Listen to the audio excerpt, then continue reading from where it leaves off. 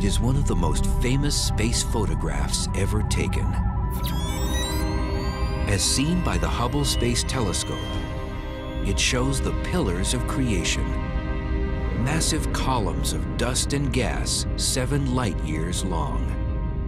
As big as they are, the pillars are just a small part of an immense stellar nursery 6,500 light-years from Earth, called the Eagle Nebula. Nebulas of all kinds are scattered among the stars everywhere and are among the most spectacular sights in ours or any galaxy. Nebulae are beautiful, all of them. They really strike the eye. From the Greek word for cloud, nebulas are just that. Clouds of interstellar gas and dust, rarely visible to the naked eye.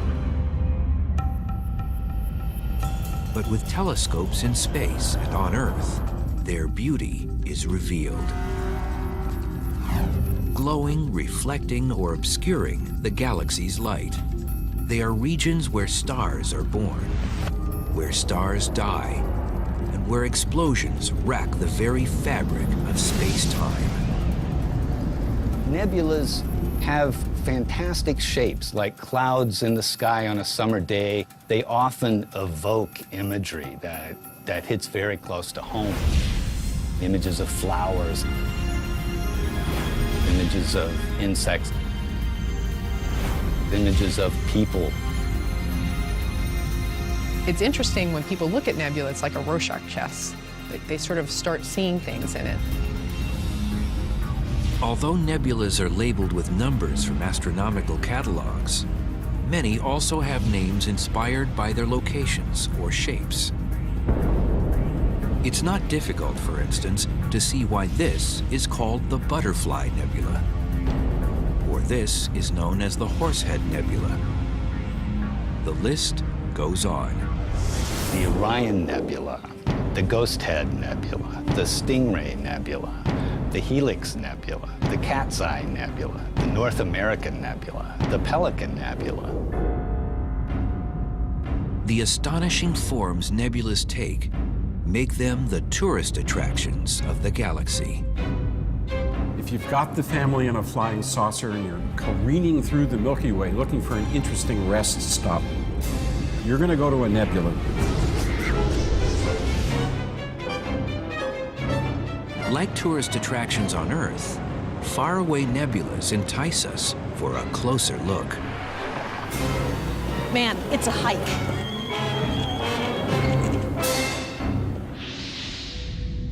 One of the prime attractions in the night sky is the Great Orion Nebula. One of the very few nebulas you can see with the naked eye. On a clear night, it appears as a fuzzy star in the Sword of Orion. Probably the most recognizable constellation in the sky. The Orion Nebula is the most active area of star formation in our galaxy. It lights up the sky like nothing else. So this is a big one. In terms of nebulas, this is the Hollywood sign. And the reason why travelers want to get close to tourist attractions is the same as why astronomers want a closer look at nebulas. They each want to take photos. After all, tourism, whether earthly or astronomical, is all about the pictures. Photographs of nebulas occupy a real special niche, a very important niche, I think, because they really do sit at the pinnacle, the confluence of art and science. Of course, getting good pictures of a nebula isn't just a matter of point and click. In the mountains north of San Diego, a group of amateur stargazers have an especially tough road to follow in seeking out nebulas and taking great pictures. It is always worth the long drive to come out here. Night under the stars, even if I don't do any imaging, is worth it, just to see what I can't see from home. When the equipment is this complex, these enthusiasts aren't just taking pictures. Here, the word is imaging. And their favorite targets are the nebulas. Just being able to look at them and imagine what's going on out there in that gas cloud, being able to see a sense of where stars are forming, it's just a great kind of a sensory experience to have. In addition to their portable telescopes, the group has also built a complex of permanent observatories. Inside the enclosure housing their big 20-inch telescope, accomplished astrophotographer Alan Smallbone attaches a special astro camera to the eyepiece. He's preparing to image the Orion Nebula. It's a very challenging object to me because it has very light areas, it has very bright areas, it has very dark areas, and it's a very difficult item to photograph accurately. The digital cameras used by today's astrophotographers emulate color vision in the human eye itself. There are 3 kinds of cone cells on the retina, each sensitive to either blue, green, or red light. That's why those colors are considered the primary colors of light. But the retina of an astro camera is a computer chip, sensitive only to black and white.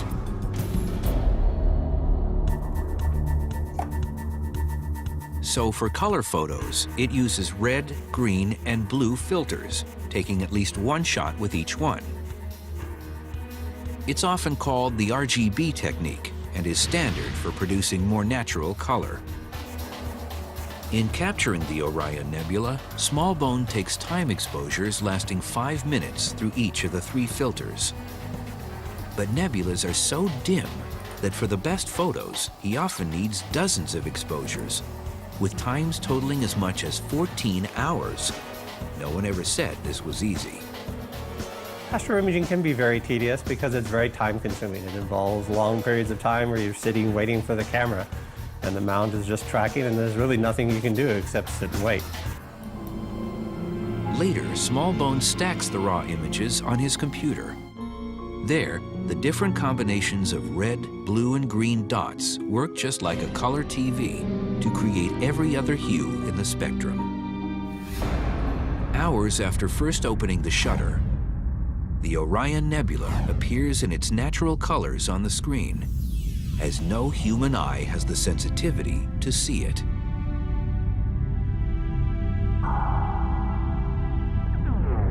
The striking images of these and other nebulas demonstrate the essential reason astrophotography is indispensable when it comes to the nebulas. The combination of a telescope and a camera actually allows you to see details and structures in the nebulae that you couldn't see with your own eye because they're so faint and diffuse.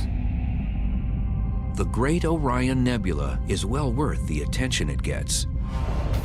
15 light years across, it is a massive cloud made mostly of hydrogen. It is the quintessential example of the kind of nebula known as a star-forming region. It is the cradle of the most massive stars that are born in our galaxy. And it is the closest example of that process to us. So when you look at the Great Orion Nebula, you're looking at stars being born. Among the thousands of infant stars in the Orion Nebula, 4 of them dominate. The corners of a cluster called the trapezium for its trapezoidal shape. Massive and hot, they are responsible for the brilliant astronomical display. The trapezium in the center of the Great Orion Nebula is what energizes, it's what makes it a nebula. If you didn't have the trapezium stars, it would be a dark cloud. Radiation from the trapezium stars sculpts the surrounding gas and causes it to glow with emitted light.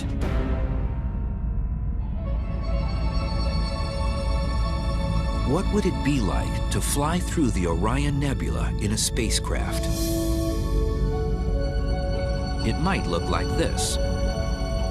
A remarkably accurate supercomputer simulation based on detailed Hubble Space Telescope data and modeled by Vanderbilt University astronomer Robert Odell. Traveling into the gigantic cloud, we see the 4 bright trapezium stars, their 3D positions now clearly evident.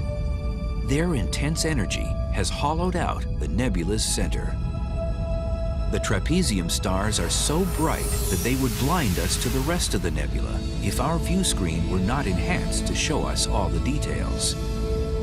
The dark globs scattered about, called proplyds, or protoplanetary disks, are blankets of dust surrounding newly formed stars, forced into teardrop shapes by energetic stellar winds from the trapezium. One of them clearly shows a ring of debris orbiting its central star, strong evidence that a new system of planets is forming. Our route out of the Orion Nebula shows us the angle at which we see it from Earth. But at 1,300 light years away, it shrinks to a minor smudge in our field of view. Imagine how it would look at only 4 light years, the distance to the nearest star. The Orion Nebula, if we were as close to the Orion Nebula as the nearest star is to us, it would be so bright that we wouldn't be aware of the dark sky. We wouldn't see the other stars. We would almost not be aware of other galaxies just because it would be so bright. Our whole world would be the Orion Nebula and the sun. Fortunately, we live at a point in the galaxy where our telescopes and cameras can comb the heavens to shake loose the gems we call nebulas. There are 5 major kinds. Star-forming nebulas like Orion are called H2 regions. H2 describes the thin hydrogen excited by hot stars to emit light. In other places, there are reflection nebulas, where the bright stars have driven away the surrounding gas, leaving mostly dust to reflect starlight.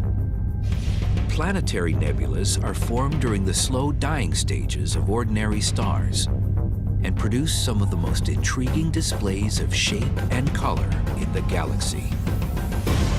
Supernova remnants are also leftovers from stellar deaths, but from massive stars which end their lives in immense explosions. And finally, there are the dark nebulas, clouds of interstellar gas and dust, visible usually because they appear in silhouette against the bright nebulas behind them. In time, stars will burst into existence within them. But the very origin of the galaxy's clouds of stars, gas, and dust is the most intriguing phenomenon of all. Springing from the mysterious interstellar medium, the riddle of the nebulas is how they can form from what is almost nothing at all. Space and its vast emptiness has much more to it than meets the eye. Filling the distances between the sun and all its galactic neighbors is the neutral interstellar medium, or ISM. When we think about the blackness between stars, we sometimes think there's nothing there but the vacuum of space. But actually, even the so-called vacuum of space is full of dust and gas. Now, it's quite rarefied. How rarefied? Perhaps better than the best vacuum we can create on the planet Earth. The particles in the interstellar medium are 90% hydrogen atoms, 10% helium, and trace amounts of other elements and tiny specks of dust. Existence of the gas and dust is evident by looking at the Milky Way, the band of stars we see in the edge-on view of our home galaxy from Earth. There, the dark spaces seem to be empty, but in reality, the opposite is true. Those spaces aren't devoid of stars. They're actually dust between us and the distant stars in the plane of our galaxy, and they block that light. And you see them in silhouette. The black lanes of gas and dust show us where the interstellar medium is clumping together to form nebulas in their most primeval form. We see these dark nebulas as shadows against the background stars. The Snake Nebula is 650 light-years distant and approximately 3 light-years across. Even darker is Barnard 68, named for Edward Emerson Barnard, the the astronomer who discovered it. Such nebulas may be deep enough to block light from stars behind them, but the gas and dust inside them is still very thin. That is, until gravity's work accelerates. Gravity is attractive. As a consequence, we have lumps of gas, no matter how rarefied, being attracted by gravity until we have clumps of nuclear material condensing. As gravity begins to compress the gas, it starts to heat up in temperature, creating the temperatures of a star. The new stars burst into existence, lighting up their surroundings with colorful brilliance. Remaining dark nebulas stand out in stark contrast. Like bright nebulas, their shapes suggest names. The Elephant's Trunk Nebula, the Cone Nebula, and the Flame Nebula, where dark and light areas create one of the sky's most dramatic images. The brilliant colors of the star-forming regions come from nebular gases excited by invisible ultraviolet radiation from nearby hot new stars. The light, the ultraviolet light from those stars, is stripping off the electrons in the gas in its immediate vicinity. These electrons float around for days or weeks, and then ultimately find a bare proton or other positively charged nucleus. And they'll hop onto orbits, and as they do, they'll emit light. At the University of Rochester, astronomer Adam Frank compares the excitement of gases in a nebula to a basketball game. This basketball game is a real nice analogy, though earthbound, for what happens in a nebula.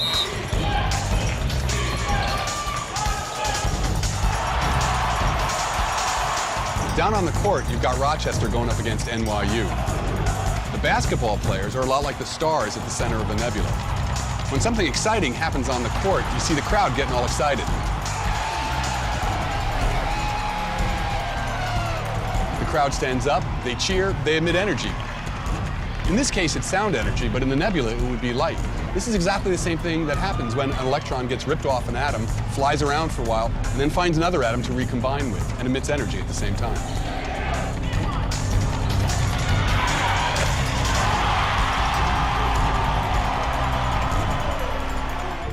As new stars are born within the nebulas, they sometimes shoot out spectacular jets. This one is 3 trillion miles long. The jets are nebulas in their own right, generated by the orbiting cloud of gas and dust sending material into the young star. Because of rotation, it first forms an accretion disk, which is kind of like a frisbee spinning around the young star, building the young star. Now, there's always magnetic fields in all of this gas, and as the disk spins, material loads up onto the field lines, as we say, and it spins and then is flung out into space. Eventually, the field lines get bent around, collimating the jet, creating a nice solid jet column.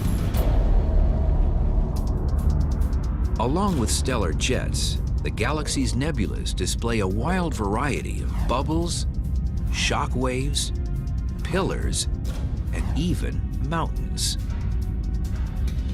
These are called the mountains of creation, a nebula often compared to the famous pillars of creation, but in fact, 10 times as large. Though they are 70 light years across, this image, taken in visible light, shows them subtle in appearance. But see what happens when we look at a picture from the Spitzer Space Telescope, which views them in infrared. Infrared light is light of a slightly longer wavelength than visible light. It's redder than red light. We commonly see infrared light from objects like us that are warm, but not extremely hot. Since infrared light is emitted by anything that is warm, it's often used to detect heat. In special cameras, each temperature is detected as an infrared color that we can't see, and then it's translated into a visible color that we can see. That's how infrared can use body heat to reveal some amateur astronomers working in the dark of night, when otherwise we'd have to turn on a light to see them at all. In space, the same principle applies. This is the Eagle Nebula, as seen in visible light. But the infrared Spitzer telescope sees it in a much different way, revealing a region of extremely hot dust, seen here in red. Now you have to ask yourself, what could get dust that hot? The stars in the nebula, no, they're not really bright enough, they're not hot enough, but maybe a supernova explosion. Maybe the violent death of a star. A supernova could send out a massive shock wave, which might have a profound impact, because the Eagle Nebula is home to the pillars of creation. Well, for the pillars, it doesn't look very good. What's going to happen is that supernova shock wave that's expanding out from the exploding star, sooner or later is going to hit those pillars. And when it hits the pillars, it's going to evaporate them and they're going to be destroyed, leaving the stars that are currently forming in the pillars behind. But all that gas and dust and those beautiful, pillar-like shapes, they're going to just disappear. The infrared that reveals the fate of the famous pillars is only one tool in the astronomer's light box. But the nebulas can be seen in light of all kinds, stripping away shrouds that keep their secrets otherwise hidden forever. In a universe filled with light, astronomers have learned to look at the stars by analyzing light of different kinds, such as the infrared images from the Spitzer Space Telescope. Infrared is only one region on the electromagnetic spectrum, an immense scale we use to measure the wavelengths of all kinds of radiation. At one end are radio waves with the longest wavelengths. At the other end are gamma rays with the shortest. In between are the other bands, including visible light, which is such a tiny fraction of the whole, it's difficult to imagine. How small is the visible spectrum? If you had a reel of movie film representing the entire electromagnetic spectrum, stretching 2,500 miles from California to Alaska, the section containing the visible spectrum would fall somewhere in the middle, near the University of Washington.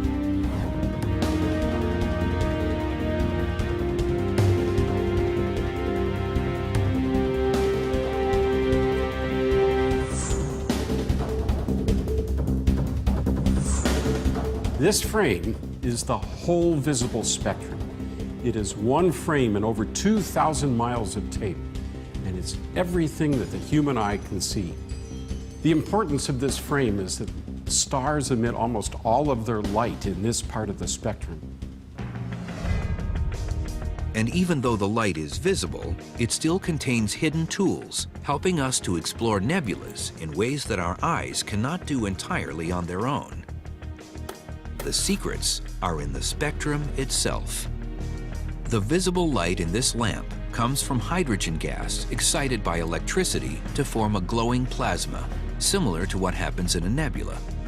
By viewing the lamp through a diffraction grating, we can split the light up into 3 narrow lines on the spectrum, a virtual fingerprint of light, unique to hydrogen alone. So in the spectrum, you see 3 features. One is red, one is a light blue, and the other is a deep blue. This pattern of wavelengths is absolutely unique to hydrogen, and there's no way to confuse hydrogen in the spectrum of a nebula with any other element. It's like the crowd at our basketball game. The cheering mass is actually made up of individual fans, each with his or her own distinctive voice. Voices you could make out clearly if you had a way to isolate them.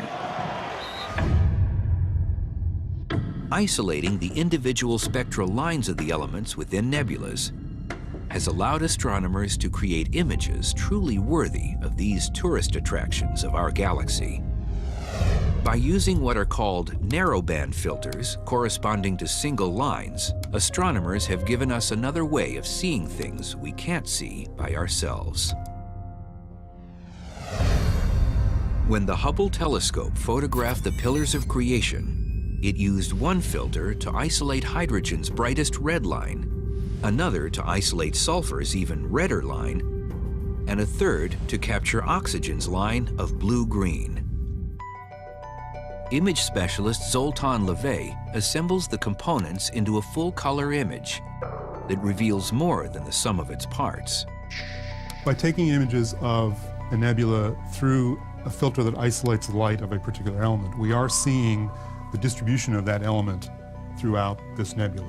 But to a larger extent, we're seeing how the physical conditions vary across that nebula. If the true colors of hydrogen, oxygen, and sulfur lines were combined, the image of the pillars would look something like this. But the Hubble team translates each element into one of light's primary colors. Oxygen's blue-green is assigned to blue, hydrogen's red is assigned to green, and sulfur, similar to hydrogen in color, is assigned to red. Sometimes called false color, the image is a better display of material reality. This I would refer to as representative color, the way we've constructed this image. The colors may not appear the same as the colors we would see if we were looking at this with our unaided eyes or through a telescope, but they represent the physical processes that are happening here. The hydrogen-oxygen-sulfur filters, as combined this way, are known as the Hubble palette, which is used widely in nebular photography of all kinds. It shows us not only the colorful chaos of star-forming nebulas, but also the striking images of the places where stars die.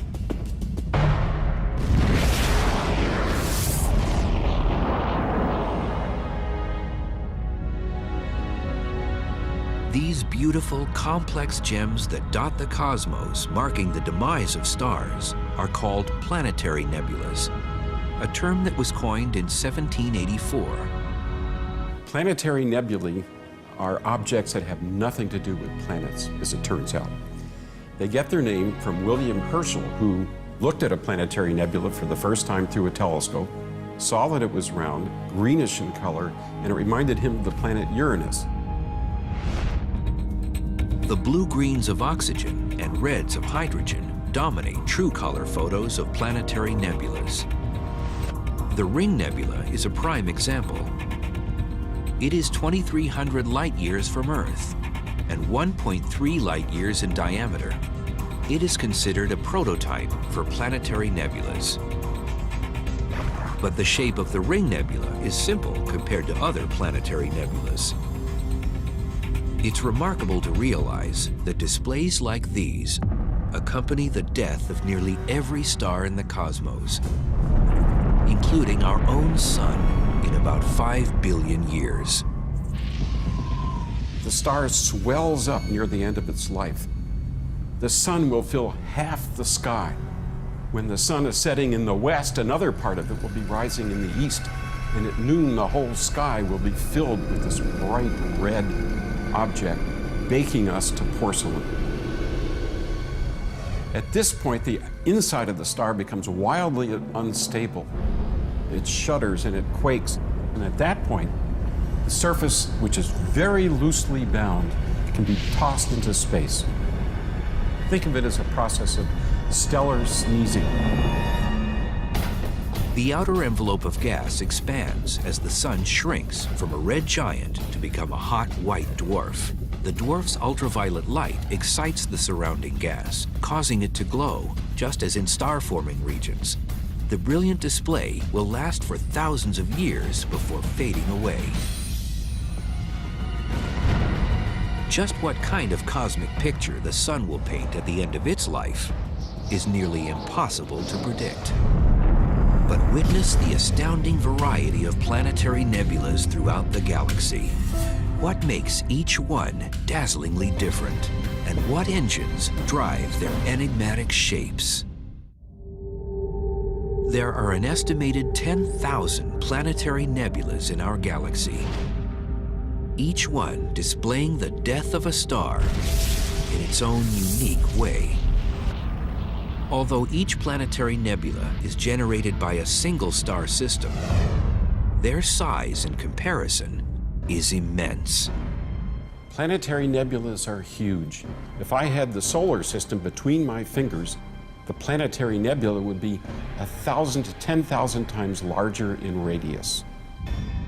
And yet, because of their great distance from Earth, most planetary nebulas appear to us as tiny specks in the cosmos. The distance to the planetary nebula NGC 2440 is 4,000 light years.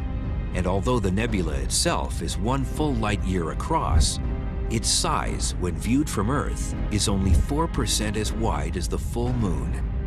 Only the most powerful telescopes can see it in detail.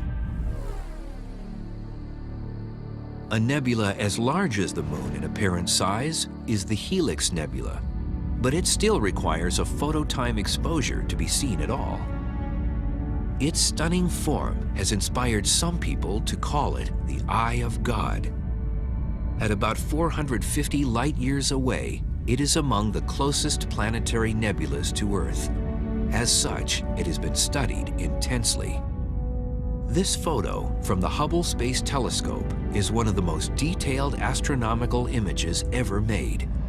Among the surprises it reveals are strange spoke-like knots inside the nebula. They call them cometary knots, thinking maybe they're originally from old comets around this star, when in fact it's really a natural interaction of the starlight with the gas. As the starlight comes out, it sort of shocks the gas, kind of like throwing cold water on a hot fire, and it causes the gas to sort of curl and fragment. The brilliant colors seen in photos of planetary nebulas are deceiving. If a spaceship were near the central star of the Helix Nebula, for instance, the glowing gas would be practically invisible because it's so thin. Only by speeding to the planetary nebula's outer reaches would the view start to change. We would have to travel for about 1,000 solar system radii before we began to see the glow of the gases in the planetary nebula itself. And these would look a lot like the aurora that we see here on Earth. The colors would be beautiful. Then shortly after that, we would finish flying through the nebula and we would be out in the depths of space. Looking back on the nebula, the colors are more apparent. The gas is otherwise too thin to be seen, unless we are looking through its entire envelope, billions of miles thick as we are now. But even at this point, we need help. Our eyes see the expected hydrogen red, but more colors show up, and the structure becomes clearer if our spacecraft applies the Hubble palette to our view. Still, our view of the nebula is limited by our position. Just as we do from Earth, we're seeing it from only one direction. It looks like an elongated ring, but our spacecraft speeds around the nebula, and we realize that from another angle, it looks very different. It is not a ring of gas, or even a sphere, but two distinct intersecting disks, possibly caused by the central star discharging gas in two separate phases at different times near the end of its life cycle. The questions surrounding the shapes of planetary nebulas are among the most perplexing in all of astronomy. Let's take a look at some of the shapes of planetary nebulae. They range from round, like the Lemon Slice Nebula, to elliptical, like the Spirograph Nebula and many others, to extreme cases like the Ant Nebula and the Double Squid Nebula, otherwise known as M29. Since a star starts out as a sphere, you might expect its dying gasp to produce a spherical planetary nebula. But in fact, only 10% of planetary nebulas have this shape. Among the engines behind more exotic forms are the stellar winds from different layers of gas thrown out by the star at different times in its death cycle and at different speeds. And what you get is an interacting set of winds, winds colliding with other winds from the inside. That's a process that sculpts the nebula and helps to give it its interesting shapes. The most intriguing of the planetary nebulas are those with bipolar shapes.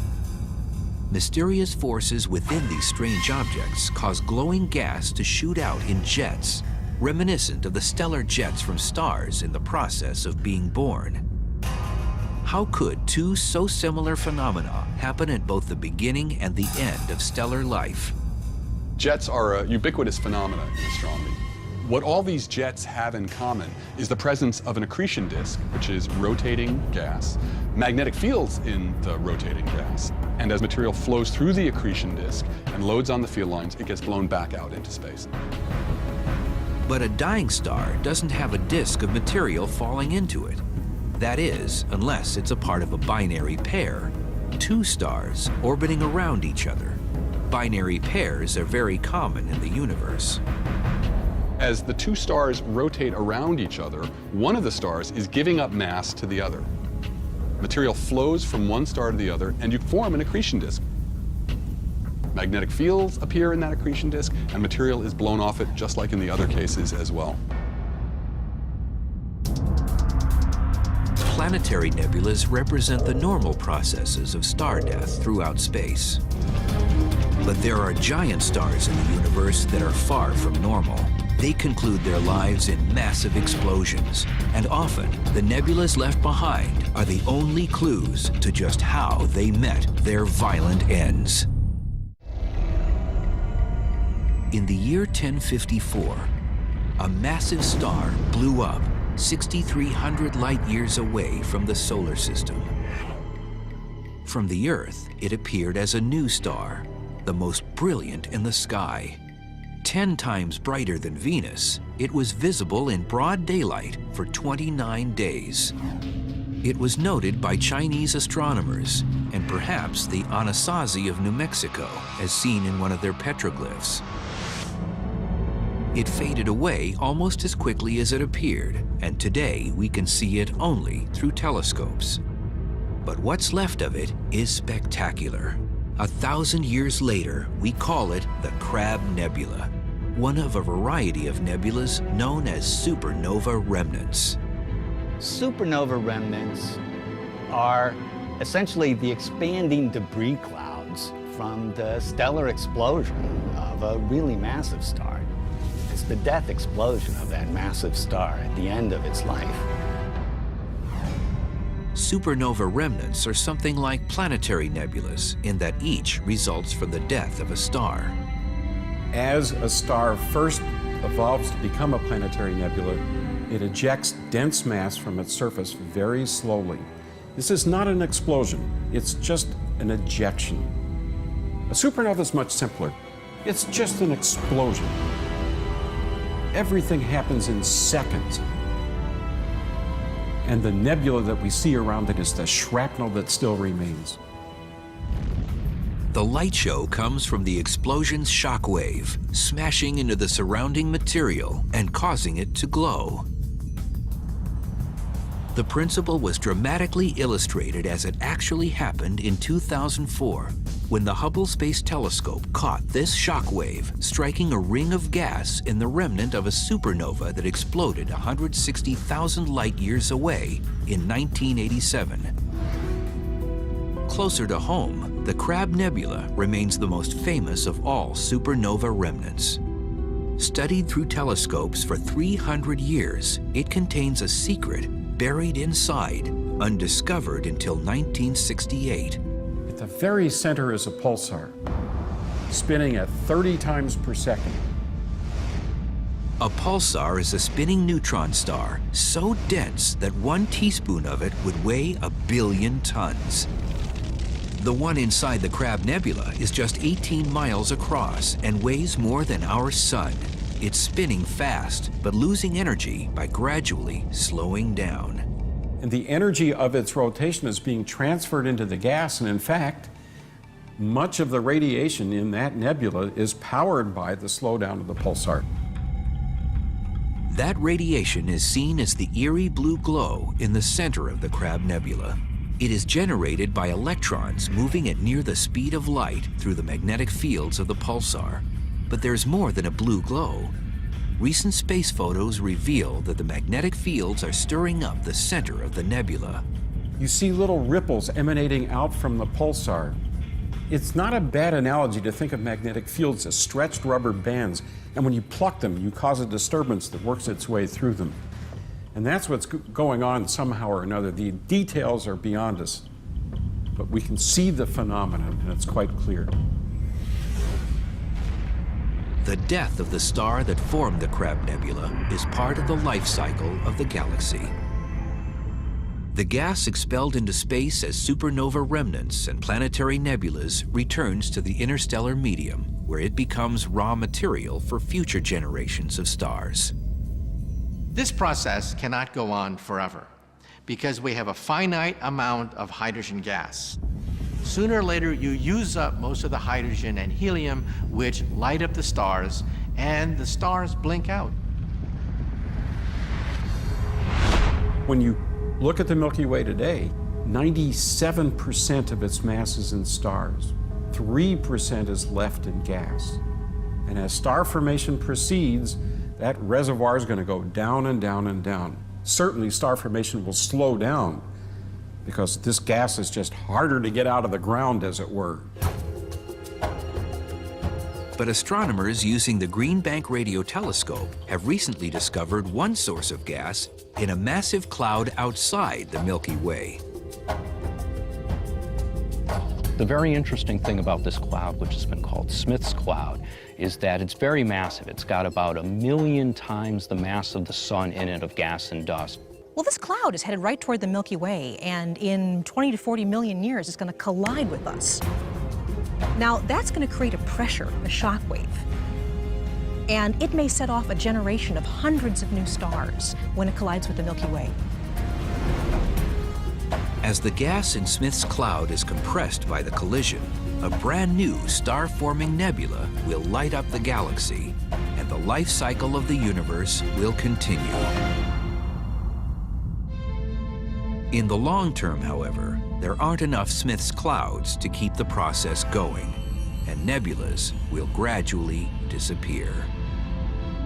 The universe is about 14 billion years old, and come back in 100 billion years and look at the Milky Way, the big, bright, massive stars can't form anymore. All that's left are the ancient remnants of stars that formed in the long past. It's a dull place.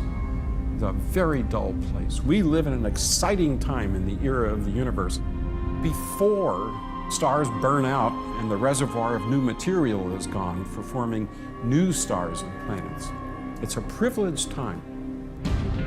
A time when the sky still remains filled with the lights of the great Orion Nebula, the pillars of creation, and the eye of God. Each one a small marvel of nature in the vast expanse of the universe.